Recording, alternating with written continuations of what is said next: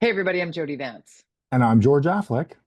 And George went away in what was the busiest time in global politics. We got a federal Canadian election. We got a trade war ongoing and a meeting with Donald Trump. We even needed to choose a pope. It is. UnSpun.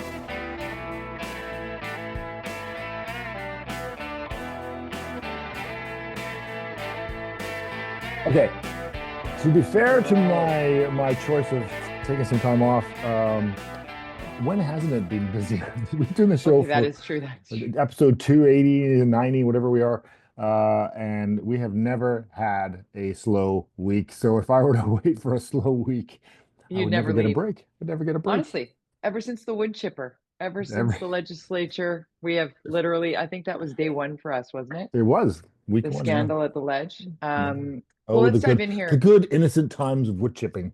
Oh, the innocent wood chipper. Remember when we thought we had problems back then, George? Oy, Pre-COVID? oy. Let's talk about the federal election and the lead up to it. How engaged were you during the days? I mean, you were across the pond. You were in beautiful spaces. Were you paying attention closely? Yes, of course. I was with my group of friends that I travel a lot with, including Rob McDowell, who many people, some people know, and some Yeah, other people that are pretty engaged with politics. So we were all pretty focused on what was going on. We'd all voted before we left. of course you did. Oh, Uh, I never doubted that. No, yeah, no. so which was an interesting experience. But Well, yeah, tell no, us it about was that first because that is quite a story from here that we haven't touched on. So I had a Yeah, voting well, experience as well. yeah, I've never voted in advance in a handwritten, you have to handwrite the person's name, to go to this place on the side, on the building in somewhere in Vancouver. It was just kind of a weird experience. It was, yeah, weird to have to handwrite the name down. I thought, oh, Yeah, so but you yeah, it did. was, but I did. And, yeah, I've been watching it. I mean, I think didn't we predict, I thought we talked about it was going to be closer than people were saying. Everybody thought it was going to be a liberal blowout, I think, when I left. And I think you and I were saying, but that it was going to be closer than that, and I think it You was. did, and I will give you full props for doing so because even at a time where polling was showing the polls did tighten up a little bit more after you left. Hmm. But you rather predicted that, polls are a good snapshot and very valuable, but internal polling has to be showing that this is a tight race and that getting everybody out to vote is going to be the big deal. I believe that's how you left the last conversation was like it's one thing for the polls to say that, but if the polls are like it's going to be a liberal blowout, there are people that are being like, I don't need to vote. I'm Yeah, good. and I think we talked about Quebec, BQ Yeah. losing. I predicted about 20 seats, and then And the NDP just NDP, which was no surprise. So no. that's really how the Liberals pulled it off. Because you look at North Island, Tamara in Nanaimo, she won, and she's conservative. She took an NDP seat. So interesting. There's a lot of those So places where their NDPers became conservatives. We're that's very. the thing that I found so wild. Like, Mhm. and can you explain to those who will tune in to Unspun because they love us and not really understand what happened there? It's like, how does somebody flip from being an NDP supporter to suddenly casting a ballot for the conservatives? As part of it was the loss of the NDP vote, but I think, and they were going somewhere, and they went to the Liberals, so that therefore the Conservatives got their base up. But I think you look back way back in time, for those who can remember In the Wayback the Machine. Reform Party of Canada. Um, Back in the der. Reform picked up those kinds of votes, and Donald Trump does it in the States too. The working class, the union people, they swing sometimes from a super left-wing party to a super right-wing party. I think it's when the party is speaking their language and speaking on their Right. behalf. And North Island and Nanaimo, which are, have faced some of the same issues Working as class. Vancouver, and they've also faced Yeah. some of the same issues as Vancouver. They swung back over as they did with reform back in the day. Well, I can tell you, for the first time in my public facing life, I guess, Hmm. I was very vocal about how I was going to vote for the first time because I just felt that for me it was time to do that in terms of because I've been called an NDP hack, I've been called a Hmm. liberal snowflake, I've been called it all, and I've never said how I was voting. But this time, with the threat of Donald Trump and with what we were seeing happen, and what I've there were people that were saying, I don't really know who Mark Carney is. To those people, I was like, do you not pay attention to the news? Who Like, how cares? did you not? But I mean, how did you not know who Mark Carney was when the financial crash happened in 2008? How did you not know who Mark Carney was as a Canadian when he was navigating the landing of a shock in the UK with Brexit? Like, there's so much about this economist who's not a politician, right? We talk about it all the time. We need more good people in politics, but they don't do it because it is a messy business that swallows your life, doesn't pay very well, and you Why? get Why to sell it? but I Why to mean, sell it? Yeah, yeah, but yeah. that's what I hear from people, because I hear from my family members. I got a very, very smart brother. My big Hmm. brother is so smart. He's always at the cutting edge of something. And I'm like, great. Why don't you run for mayor? Or why don't you run for what? Fill in the blank. Why don't you run for it? It's like, oh no, no, no. And so now here we've got somebody who's actually like, you know what? Yeah. And he does not need the job. Everybody is so mad that he's rich. And I'm like, that's a But that's a knock now? and he built it himself. He came Yeah, he from didn't build it by Whitehorse, being Edmonton, and then went through good grades, got into good schools. Yeah, he doesn't come from a rich background. Yeah, and I think I mean he was a rock anyway, star banker. I mean, if there's such a thing, he was. And so not to say you don't know who this guy is seems a bit naive, but right. But of the course, people who supported the other candidate, because it was a two-horse race for sure, I had a significant number of debates in the final weeks leading up to election day. And I got to say, there were a couple of them that were very respectful and positive discourse, if yeah. that even exists anymore. There were a couple of really good conversations because the algorithms, because the silos were really obvious, and because of the work that you and I do, we're plugging in search engines, like we're covering all the Hmm. bases. We're not just going down one algorithm. So we're seeing like a broader spectrum. But I did see Yeah. people that swung much further right and much further left that only had their talking points, right? This side was only ripping down Pierre Poilievre as like the evil villain in a Batman movie, and the far right people were ripping down Carney as like he might as well just be Justin Trudeau, like he's the state. I mean, it was just when it got down to Hmm. those final days, the panic on both sides, and in particular. And I wanted to bring this. Sorry for the ramble, George, but I'm leading Hmm. to this point, as this has happened in multiple incarnations of UnSpun, is that in the days leading up to the actual election day, the the rhetoric rose, Hmm. plunk, plunk into the social media cycle. They're coming for your home equity. Oh yeah, that one I saw that one. I was like, what? Yeah, I grokked that one on X and said, "Is that true?" And it was, no, it's not. no, Where did this come from? Nowhere. yeah. I ended up posting about it, and I got a phone call from a high up on background um, in Ottawa, who was like, Oh yeah. "Please, this is ridiculous. This comes up every time."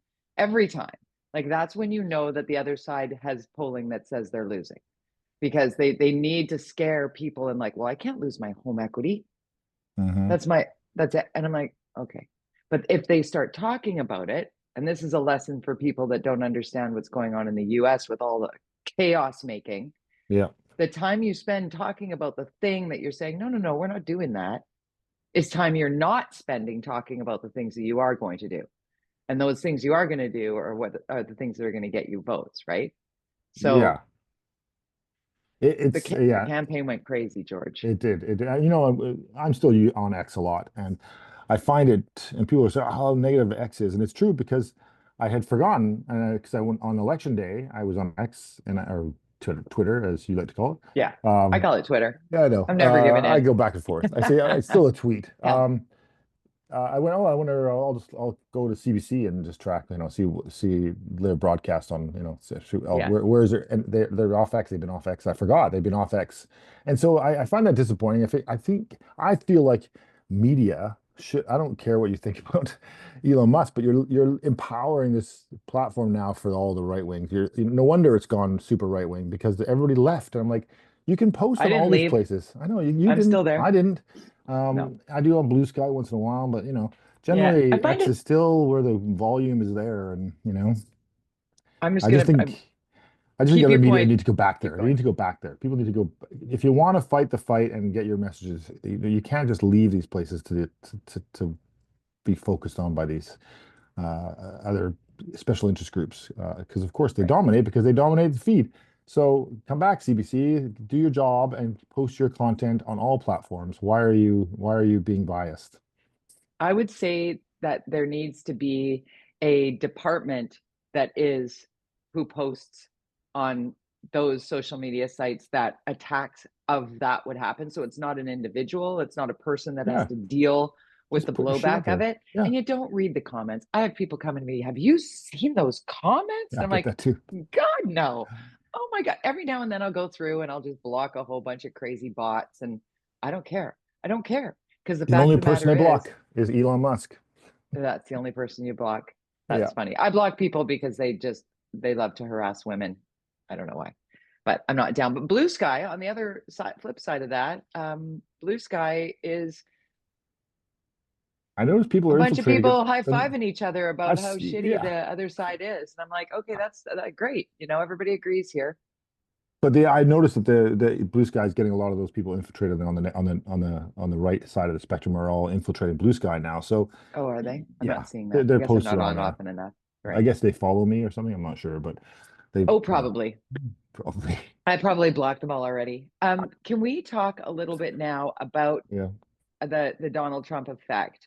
And because we before you left, that was tariff times, tariffs on, tariffs off, tariffs on, tariffs off. What are we doing? Mhm. They're 100%, they're 125%. This is you, this is no, it's and then like walking it back. There's so much chaos, George, that we can Mhm. barely even put our fingers on what's actually happened, like what's actually come into play, what's been on a 90-day pause, blah, blah, blah.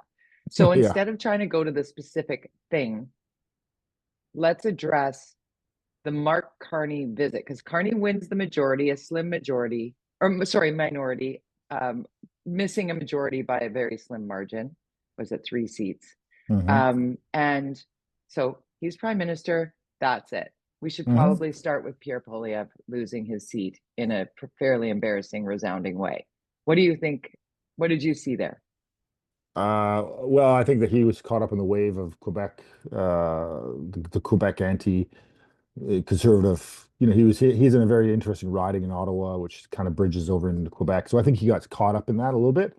The anti-conservative, pro-liberal move towards that.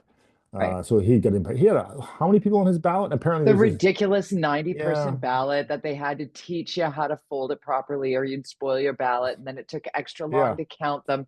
And he was resoundingly voted out. yeah. So there wasn't even you couldn't argue that there was people confused or something. No. So I think, no offense to him, he's just not likable. And He's while not. he's going to get the seat, likely, running in Alberta, it's an easy seat to win. I don't think this guy is. People don't like him. I mean, there was that clip from CBC that got a lot of positive and negative heat, but the door Which one? knocking, the one where the guy said he was a pundit. I forget who he's from. I forget who it was now, and he said basically people just thought on the door knocking they would say, well, we would vote conservative, but this Polyev guy just seems like a bit of a dick. That's a Mm, quote, hmm and I think that's the problem, and you can't overcome that. You really can't overcome personality disorder, personality, not disorder, like personality. You I'm going to can't. say that, You are yeah. who you are. And people might have given him a pass if he had moved at all on getting security clearance and perhaps putting Mhm. together a platform that Maybe. didn't involve 17 photos of himself to create more pages in the platform. um, there were a bunch of things that sort of added up to this being more smoke and mirrors than anything else, and having the personality of somebody who lacks any level of warmth, which he tried to change in the week leading up. And I love Chantal Hébert. She's Hmm. my go-to because she'll never say anything that she doesn't double check, triple check, believe. She's not going to say the popular thing. She's going to say the true thing. And that's not to say that everybody else just says the popular thing or has an agenda, but Chantal just gives no F's. You know what I mean? Like I love listening Hmm. to her. And what she spoke about where Poilievre is at, and I'd be paraphrasing to say, basically, she said, he'll probably get another kick at the can here to some degree, but it's been proven that he is, as you point to, not popular enough in order to win the prime minister's office. And that's something that the Conservatives as a party federally will need to address. And perhaps, and she teased the thought that maybe there's a legacy politician on the Conservative side, the son of, that perhaps wants to move into a position. Oh, Can you imagine? Can you imagine? I I mean, haven't heard anybody really jump off that, but yes, we're talking about have you him. heard his show? I'm Oh, yes, I sorry, have. Chorus. That's just Yeah. not good show. Not good radio. Sorry, Chorus. It will speak to the base, though.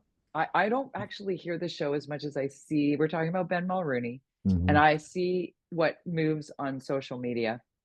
And the way it's a very right base red meat rhetoric. It doesn't feel like information to me. And I get it. It That's feels a strategy, contrived on right? his part. It does. 100%. It does. He's contrived. I Yeah. don't Oh, feel yeah. any sincerity coming from that guy at all. I never have. The guy doesn't seem sincere at all. He has no hope, I think, of winning as a politician. None. That guy, Ben Mulroney, I believe, has not the qualities that people would vote for because he's milk toast. I'm sorry. He's trying to be controversial, listening, and he's not. He's like Right. speaking these words that whatever, and you're like, I don't think you really believe that. That's how And what I that, hear. see, therein lies the rub with where the Conservative Party, because I mean, I would consider you a fiscal conservative. I don't know how you vote federally. I wouldn't pretend to project upon you how you might vote. I'm mushy middle. I might vote this way or this way or this way. I don't know. But this election, I voted for Mark Carney. I voted because I wanted the adult in the room, and I'm okay with saying that out loud. And if I never work again in impartial media, that's fine, because I thought it was that important. I do think it's that important in this moment. But I have in the past looked at platforms by conservatives and thought, that makes a lot of sense to me. There's a lot within this that makes a lot of sense to me. And then I go to what's in it for women. Is there intolerance towards LGBTQ2S plus people? How are they on the climate? Is it all about being fiscally concerned? Like, that's how the mushy middle sort of looks out both ways, and do so also on the left, because there's, all of the extremes. Both extremes are shitty, in my opinion. But I would say, like, I know fiscal conservatives who do not want somebody who's performatively ranting catchphrases with no substance and just, Yeah. building a base rooted in, kind of being a reality TV show. So, Well, yeah, in this case, a radio star. right. But I was Yeah, I was pointing to Trump on that one, no, because it worked for him. Yeah, totally. And when I was in office, there was, and my profile was, going up or whatever, and there was a lot of pressure on me to jump on that populist bandwagon. It's just not my style. I'm so glad it's you not, didn't. it's not how I behave, and I think it would come across as insincere. And so if you're sincere about being a populist, then it works great. So Trump, Right. 100% is sincere about being a populist. That's all he is. He has nothing else going for him. Yeah. That's not necessarily a criticism. It's actually It's just a true fact. clarity It's a in his statement. own Yeah. persona that he knows how to Yeah. sell himself. And I think that's what you do as a politician. At the end of the day, you're selling yourself. You're selling your brand. And do Yeah. people want to eat that brand of cereal that day? It's a question. So Carney came in with this new brand that then took on the Liberal Party brand, and the brand that Poliev was selling, not editable. Nobody wanted it. Right. But when it went up against the Trudeau brand, it worked because people were done with the Trudeau brand, right? Right. Like, and I got that. And when I had that discourse, the debates with my fiscal conservative friends, like good friends and family members, and they would say, but he's just like Justin. And I'm like, or not. Like, well, he was an Yes. advisor. And I'm like, well, didn't Chrystia Freeland, who was finance minister, bail because he wasn't listening to her? Maybe he was also not listening to Mark Carney. Maybe those two are exactly not him. And that was actually the thing that got a couple of my conservative friends going, oh, I never thought of it that way. Yeah. Because they were so baked into just like Justin. And Just also, like Justin. politicians have a life or a shelf life. And I Right. always say, Oh, for I left sure. after 7 years. You don't stay more than 8 years. If you do, No. you're planning your exit strategy. So Mhm. the best Unless your example ego's of so that, big that you won't. well, but you'll lose. And Yeah. say like we can use Gregor Robertson, who now is an MP, left after 10 years because he wouldn't have won the next election. He knew it. He barely No. scraped by the last one, but his personal brand was still strong, as is proven in him winning the MP seat up in South Vancouver. So, And um, Don Davies now being the interim leader for the NDP. which means he can't be leader. What's their rule in NDP? I forget. I know some party Oh no. conservatives have a rule where if you're the interim, you don't get to run. I think that most parties. So that means he's not interested in who the hell is going to be the leader. Sorry, my dogs don't like that answer. Someone rang Uh, my door. oh, really? Here, I'll Okay, mute I can't myself hear and them. you can No, I talk can't more. hear them. I can't hear them. Anyways, but yeah, so we should move on. Yeah, Should we talk we should. tariffs? Hold on. Guy. I can't hear them. I can't hear them. Oh, okay. No. Um, So let's talk tariffs. yeah, well, yesterday was interesting because we had the Pope, the new American Pope, which I'm surprised. I don't think Trump's taking credit for it yet, has he? No, he's not taking credit for it, but he's very proud that an American was named Pope, Leo the 14th. And he's very much looking forward to meeting him in person because that'll be a very special moment. I bet. Yeah, But the speech that the Pope made was pretty anti-Trump as far as I could tell. very Uh, anti-Trump. And yeah, his my church Latin's in terrible, but Peru, the truth, yeah, but his place that he's lived in Peru for 20 years is largely indigenous peoples. He has been deeply rooted in the migrant community and the struggles of marginalized people. He actually even tweeted at Jody Vance not long ago. Like he is active. He understands social media. He understands what Trump. I think there is a reason why he was chosen as opposed to the front runners, yeah. right? He kind of came up the middle. Um, it's historic on many levels, and I think some of those Cardinals must have recognized that this will be helpful. And he's only 69 years old. Like Yeah, he he's could young. be there for a long The time. rest of our lives. I think Yeah.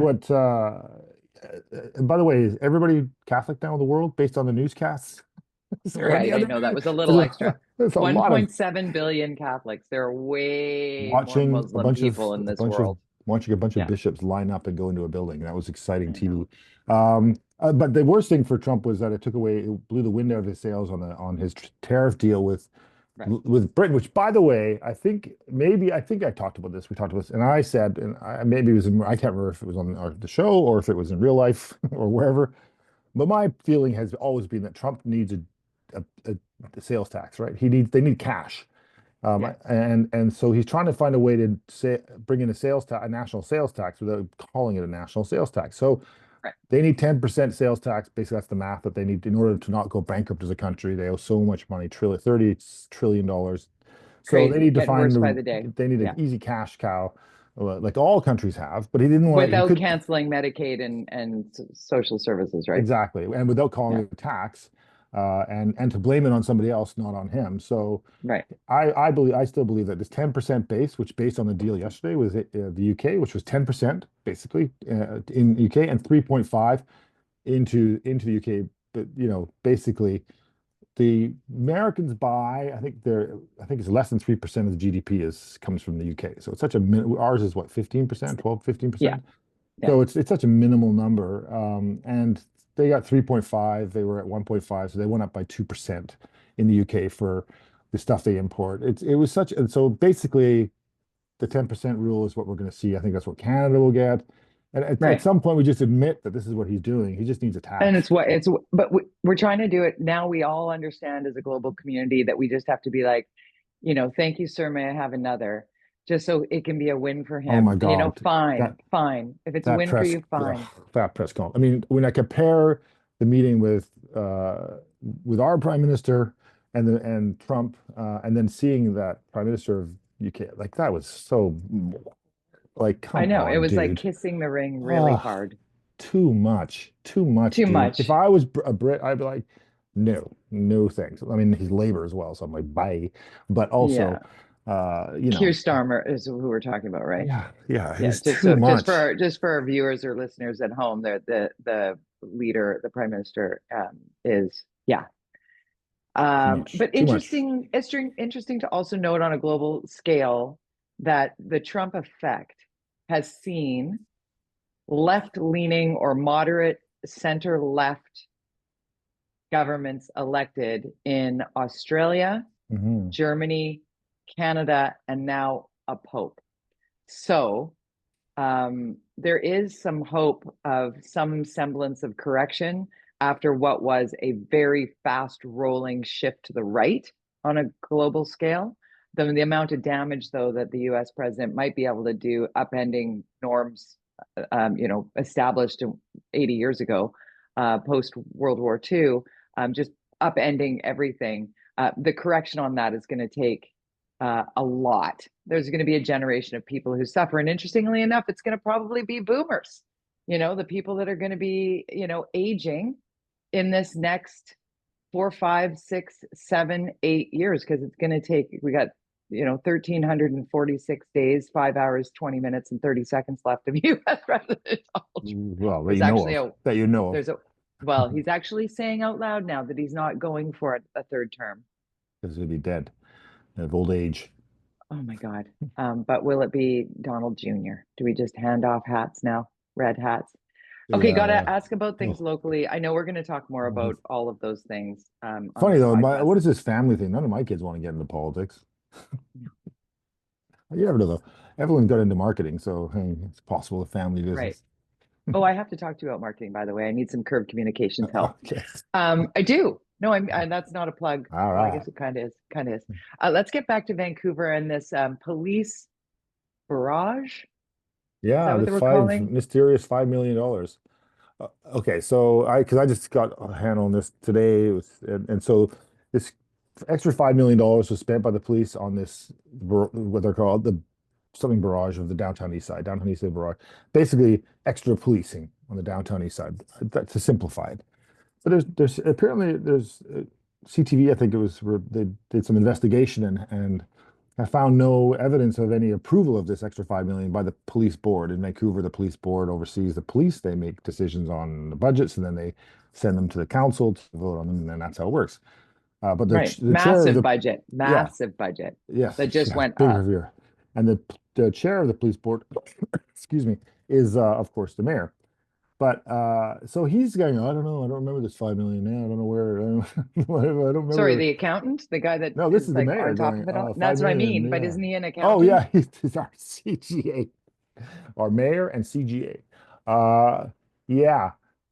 I don't okay, first of all, because we talked pre-show about this.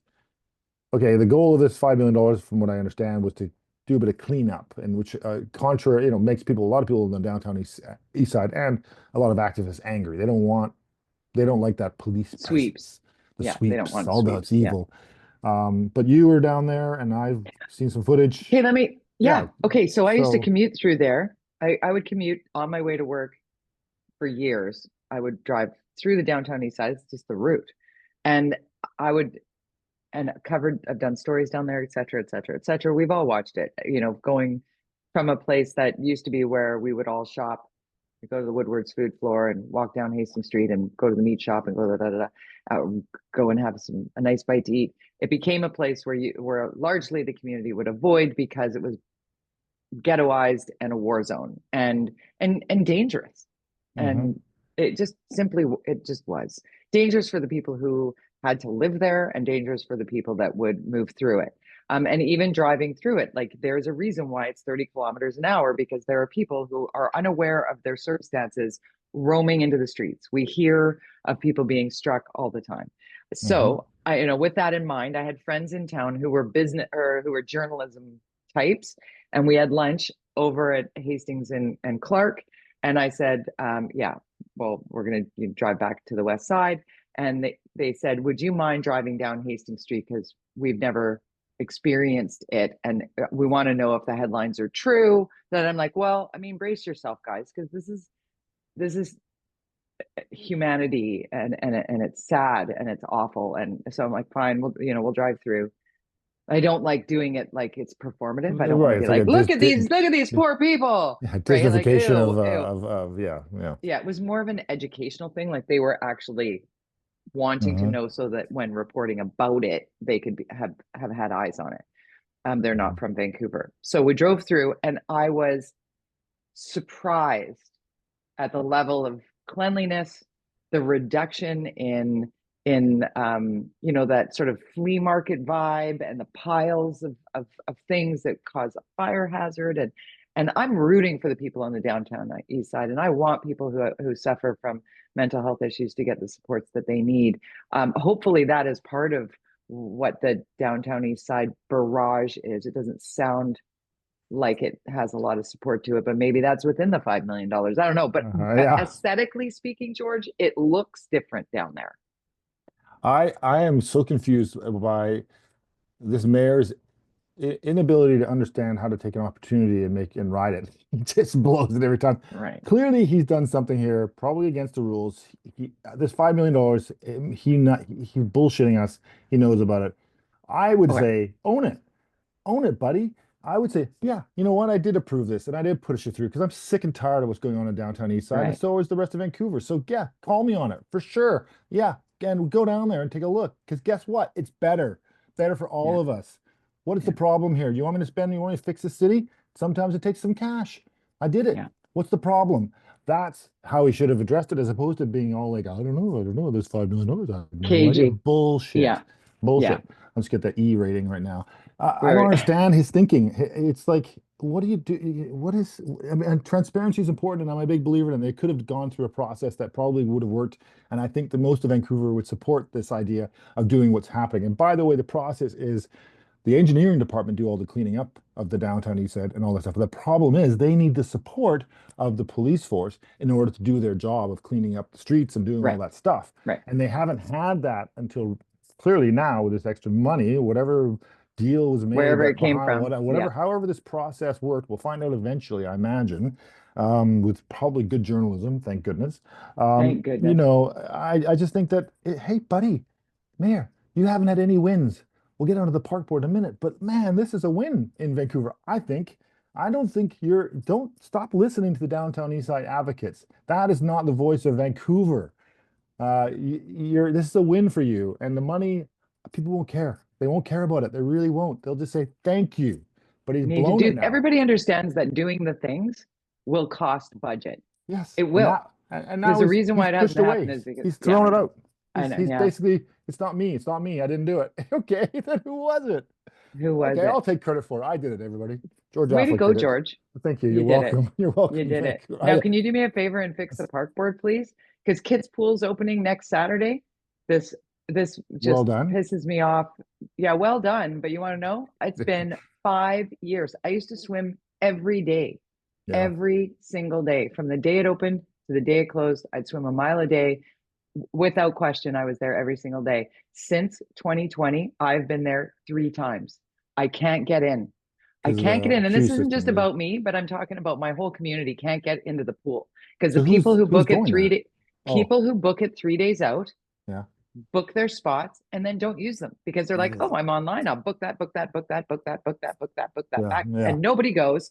The pool is largely empty. It used to be a destination for families. I no longer need to teach my toddler how to swim down there, but I'm telling you, Brady did learn with me in Right. that shallow end of that pool. And he had class, open the pool.